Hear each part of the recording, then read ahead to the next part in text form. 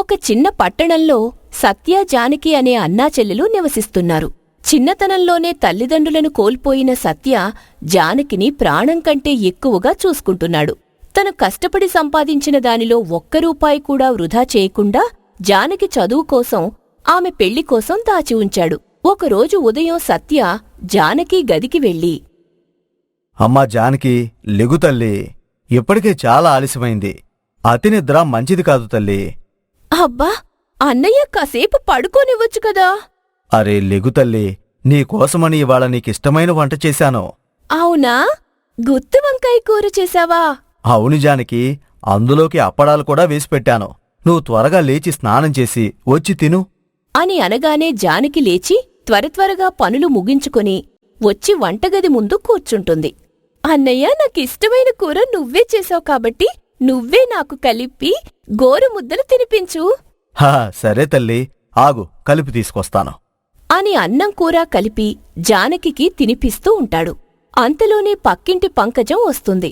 ఏంట్రా సత్య, జానకి ఇంత పెద్దదైనా ఇంకా నువ్వు దానికి గోరుముద్దలు తినిపిస్తున్నావు? అతి గారాబం చెయ్యకు సత్య. అత్తగారింటికి వెళ్ళి అన్ని పనులు జానకియే చెయ్యాలి. అయ్యో అత్త, దానికెవరున్నారు? అమ్మైనా నాన్నైనా అన్నీ నేనే కదా. దానికి పెళ్లి చేసి పంపే వరకు అన్నీ నేనే చూసుకుంటాను. కుదిరితే జానకికి వచ్చేవాణ్ణి ఇల్లరికమైనా తెచ్చిపెట్టుకుంటాను. ఏంటో సత్య, నీకెంత చెప్పినా అర్థం కాదు. అత్తా, నా గురించి వదిలేగాని ఇంతకీ ఏ పని మీదొచ్చావు? ఇంట్లో పంచదార అయిపోయింది, కాసింత పంచదార కావాలి. సరే అత్తా, ఆగు, తెచ్చిస్తాను అని లోపలికి వెళ్లి పంచదార తెచ్చి ఇస్తాడు. అన్నట్లు చెప్పడం మర్చిపోయాను, మొన్న పంతులుగారు ఒక సంబంధం చెప్పాడు. అది జానకికైతే బావుంటుందిరా. అబ్బాయి కూడా లక్షణంగా ఉన్నాడు. అవునా అత్తా? సరే, నేను సాయంత్రం మీ ఇంటికాడికొస్తాను. అప్పుడు మాట్లాడుకుందాం సంబంధం గురించి అని అంటాడు. పంకజం అక్కడి నుండి వెళ్ళిపోతుంది. ఏంటన్నయ్యా, పంకజ అత్త సంబంధం అంటోంది? అదా, నీకేనమ్మా ఒక మంచి సంబంధం చెప్పింది. ఏంటి, నాకా? అన్నయ్య, నాకు పెళ్ళొద్దు, ఏమీ వద్దు. నేను నీ దగ్గరే ఉంటాను. అయినా నాకు పెళ్ళేంటి? అయ్యో చిట్టి తల్లి, నువ్వలా బొంగమూతి పెట్టుకోకే బాబు. ఇంట్లో ఆడపిల్లుంటే సంబంధాలు వస్తూనే ఉంటాయి.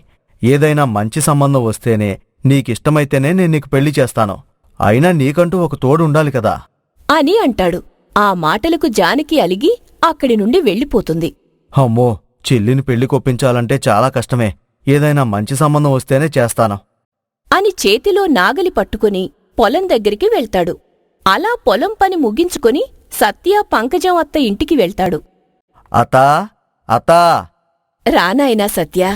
అదేనత్తా, పొద్దునే ఏదో సంబంధం మంచి అబ్బాయని చెప్పావు కదా. ఇప్పుడు చెప్పు, ఆ సంబంధం వివరాలేంటో. అదా, పంతులుగారు చెప్పిన సంబంధం చాలా మంచిది. వాళ్లది పక్క గ్రామమే. మంచి ఉద్యోగం, గౌరవమైన కుటుంబం. ముఖ్యంగా అబ్బాయికి కూడా మీలాగే అన్నా చెల్లెళ్ల అనుబంధం విలువ తెలుసు. అవునా అత్తా? అంతకంటే కావాల్సిందేముంది? నాకు పెళ్లి గురించేం తెలీదు. మీరు పెద్దవారు, మీరే చూసి మాట్లాడండి. వాళ్ళని ఎప్పుడు రమ్మంటారు? రేపే రమ్మంటాను. నువ్వు జానకికి ఈ విషయం చెప్పి ఒప్పించు. నేను వాళ్లకి కౌరంపుతాను.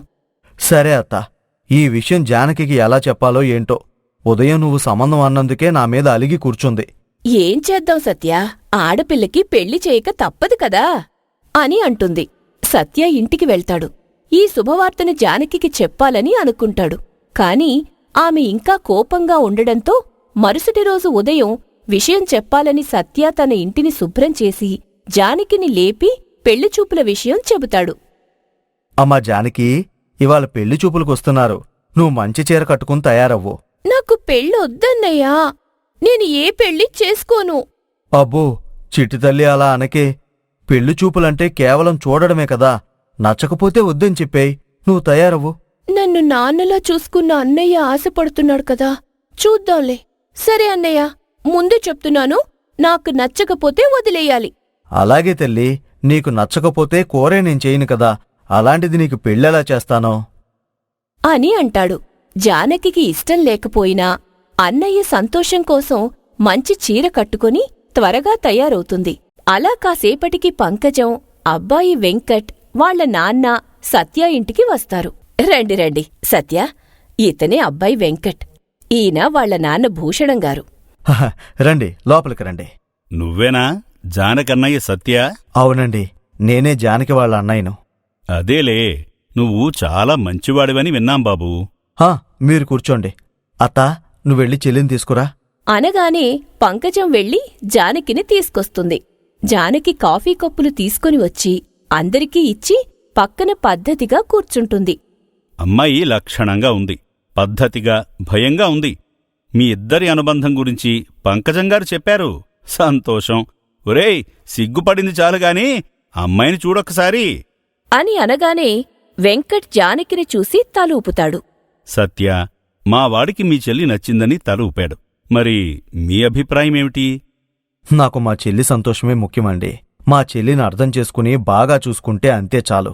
చిన్నప్పట్నుంచి దాన్ని కంటికి రెప్పలా చూసుకున్నాను. సత్యగారు, నాకు ఏ కట్నం వద్దు. మీ చెల్లెలి మనసే కావాలి. మీరు తనని పెంచిన విధానం గొప్పది. నాకు దేవుడిచ్చిన గొప్ప బహుమతిగా జానకిని స్వీకరిస్తాను. అలాగే కాని ఒకసారి నా చెల్లెను కూడా అడగాలి, తనకి మీరు నచ్చారో లేదో అని. అని వెళ్లి చెల్లిని పక్కకి పిలిచి అడుగుతాడు. జానకి కూడా తలూపుతుంది. భూషణంగారు, మా చెల్లి కూడా ఒప్పుకుంది. ఇంక తర్వాత ఏం చేయాలో మీరే చూడండి. సరే సత్య, నువ్వు మీ చెల్లి గురించి ఎలాంటి ఆలోచనలు చెయ్యొద్దు.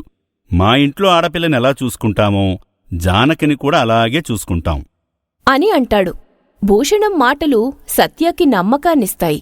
భూషణానికి వెంకట్ కళ్లల్లోని నిజాయితీ, లక్షణంగా ఉన్న జానకి కూడా నచ్చుతుంది. నాకు సంతోషంగా ఉంది. మా చెల్లి అదృష్టవంతురాలు. నాకు పెళ్లి గురించి పెద్దగా తెలీదు. మీ ఇష్టం. మీరు ఎప్పుడు చెప్తే అప్పుడు పెళ్లికి మేం సిద్ధం. మాకు తొందరేమీ లేదు. అయితే వచ్చే నెల 10వ తేదీ శుభముహూర్తం ఉందని పంతులుగారు చెప్పారు. ఆ తేదీకి పెళ్లి చేద్దాం. సరేనండి. అలా ఆ రోజు పెళ్లి నిశ్చయించుకుని శుభలేఖలు రాయించుకోవటం, అక్షింతలు వేసుకుని మిఠాయిలు పంచుకుంటా. సత్య సంపాదించిన డబ్బునంతా తీసి పెళ్లి ఖర్చులకి లెక్క వేసుకుంటాడు. అంతలో పంకజం అత్త ఆందోళనగా ఇంటికొస్తుంది. సత్యా, సత్యా, పెద్ద చిక్కొచ్చి పడిందిరా. ఏమైందత్తా, అంత కంగారుగా ఉన్నావ్? వెంకట్ వాళ్ల పెదనాన్న పెళ్లిని ఆపమంటున్నారు. ఎందుకత్తా, ఏం జరిగింది? నువ్వు జానకిని పెంచడానికి కష్టపడి సంపాదించిన భూమి ఉంది కదా, వెంకట్ పెదనాన్న దాన్ని కట్నంగా రాయమంటున్నారా. అయ్యో అత్తా, అందులో ఏముంది? నా ఆస్తి మొత్తం నా చెల్లికే కదా. అయ్యో, సత్య భూమే కాదు, వాళ్ళకి ఈ ఇల్లు కూడా కావాలంట అని అంటుంది. అప్పుడే పక్కన ఉన్న జానకి ఈ మాటలు విని, అన్నయ్య, నీకేమైనా పిచ్చి పట్టిందా?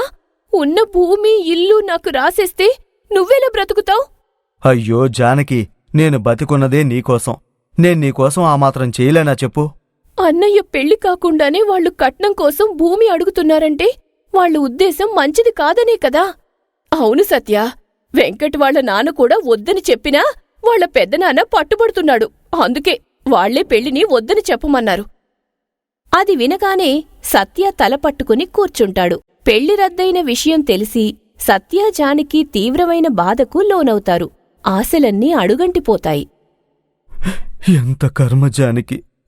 నా కష్టం, నా ప్రేమ కన్నా వాళ్ళకి ఆస్తే గొప్పదైందా? అన్నయ్య, నువ్వలా మాట్లాడుకు.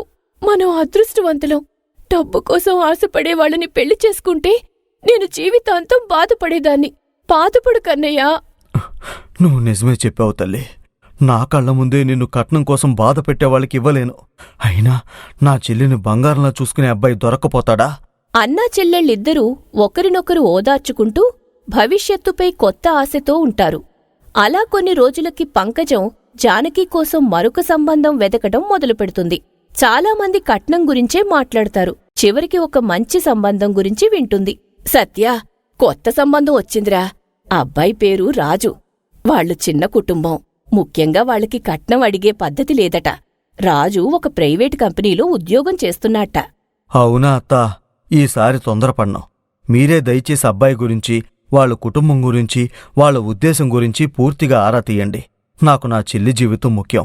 అలాగే సత్య, ఈసారి ఏ లోటు రాకుండా చూసుకుంటాను. అలా పంకజం రాజు గురించి, వాళ్ల కుటుంబం గురించి చాలా లోతుగా ఆరా తీస్తుంది.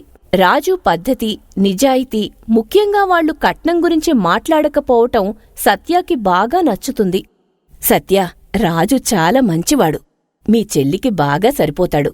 వాళ్ల ఉద్దేశం చాలా మంచిది. వాళ్లు కూడా నీ గురించి తెలుసుకున్నారు. నువ్వు జానకి కోసం ఎంత చేశావో విని నువ్వు పెంచుకున్న విలువలు తమకు ముఖ్యమని చెప్పారు. ఆ మాట చాలత్తా, నేను రేపే వాళ్ళని రమ్మని చెప్తాను. రాజు కుటుంబ సభ్యులు రాజు, సత్య ఇంటికి వస్తారు. ఈసారి సత్య బాగా ఆలోచించి రాజుతో మాట్లాడతాడు. రాజుగారు, నా చెల్లికి అమ్మా, నాన్న, అన్నయ్య అన్నీ నేనే. తనని మా ఇంట్లో ఎలా చూసుకుంటున్నానో మీ ఇంట్లో కూడా అలాగే చూసుకుంటారని మాటివ్వగలరా? నాకు డబ్బు, ఆస్తి వద్దు. కేవలం మా చెల్లి సంతోషమే కావాలి. సత్యగారు, నాకు ఏ కట్నమూ వద్దు. మీ చెల్లెలి మనసే కావాలి. మీరు తనని పెంచిన విధానం గొప్పది. నాకు దేవుడిచ్చిన గొప్ప బహుమతిగా జానకిని స్వీకరిస్తాను. నేను తనకి భర్తగా కాదు, మీలాగే తనని కంటికి రెప్పలా చూసుకునే మరో నాన్నలా ఉంటాను. ఆ బాధ్యత నాది. నా అన్నయ్యలాంటివారు దొరికారు. రాజు మాటలు సత్య మనసుకి శాంతినిస్తాయి. రాజుకి జానకికి అంగరంగ వైభవంగా పెళ్లి జరుగుతుంది. చిట్టి తల్లి, నీ జీవితంలోకి కొత్త ఆనందం వచ్చింది. నా బాధ్యత అయిపోయింది. కష్టమొచ్చినా సంతోషమొచ్చినా నన్ను తలుచుకోకు. కాని నీ భర్త మాటే వేదం. రాజు చాలా మంచివాడు. నువ్వు ఎప్పుడూ నవ్వుతూ ఉండాలి తల్లి. అన్నయ్య, నువ్వు నాకు చేసిన త్యాగాలు, చూపిన ప్రేమ మర్చిపోలేను. ఈయన నాకు తోడుగా ఉన్నా నువ్వే నా శాశ్వత బంధం. సత్యగారు, మీ స్థానం నాకెప్పుడూ రాదు. కాని నేను మీకిచ్చిన మాట నిలబెట్టుకుంటాను. మీ చెల్లెల్ని ఆనందంగా చూసుకునే బాధ్యత నాదే అని అంటాడు. అలా జానకికి మంచి భర్త దొరకడంతో సత్య మనసు కుదుటపడుతుంది. కట్నం కంటే అనుబంధం గొప్పదని నిరూపిస్తూ సత్య తన చెల్లెలిని రాజు చేతిలో పెట్టి కన్నీటితో వీడ్కోలు చెబుతాడు.